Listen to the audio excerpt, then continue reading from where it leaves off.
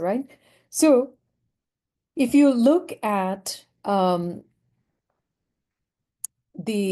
fundamental things that affect our vibe and where they come from, the first is fear, right? Fear or panic, which come from the brainstem and the amygdala. And so if you look at the, Ganapati's body and his elephant head, so this elephant head and this little tiny little brainstem, which is represented by the mouse. So his mouse, right, his mushika, is the one that takes this knowledge through the brainstem, through this tiny little structure, the amygdala, and makes it a funnel for stability and and courage and the ability to take in more without panicking, right? To expand our ability, expand our capacity for knowledge, we need to tame the amygdala.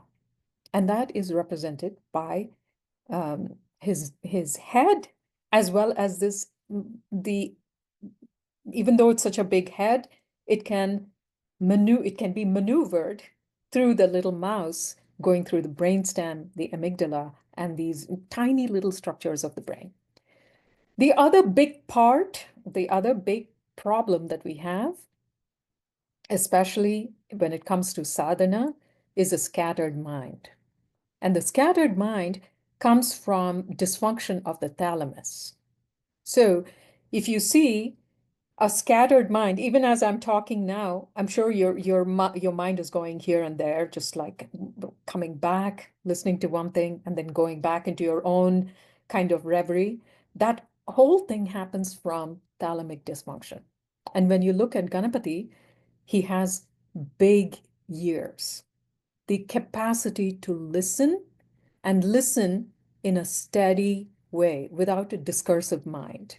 And that is the stabilization of the thalamic function through Ganapati sadhana. A big part of our inability to move forward in sadhana, right, is the function of the enteric brain. That means the function of the brain in the brain in the gut. So if you look at the gut-brain axis, that's what we call the enteric brain, which there is a very complex mechanism of that with the vagal tone and then the types of different vagal tones that occur with that. And here is where in the enteric brain, through the enteric brain, we have repressed emotions. So a big part, like if you were to enlarge our energetic body, you would see that a big part of our repression and our energetic discursiveness actually is in the belly. And that's why he has a big belly, right? Because here, all of our repression, it's here in this torso. And that's where this work actually needs to be done. So if you see some of the somatic work that we do in TRM, a lot of it is actually in the torso, right? That is the symbolism of the large belly of Ganapati.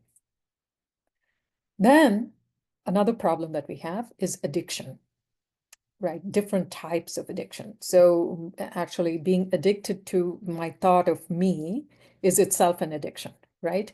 And all of these addictions that occur, whether you are addicted to caffeine or to drugs or to social media or to your own mind and your recurring thoughts, they all occur through these dopamine circuits, right?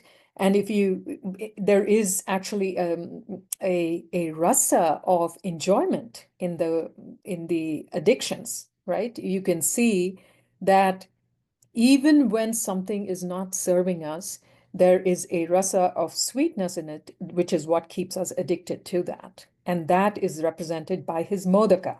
That here, in our day-to-day life, we have this sweetness of our addictions and not even recognizing how sweet those addictions are. And that's why we can't really overcome our addictions unless we understand what we're getting out of it.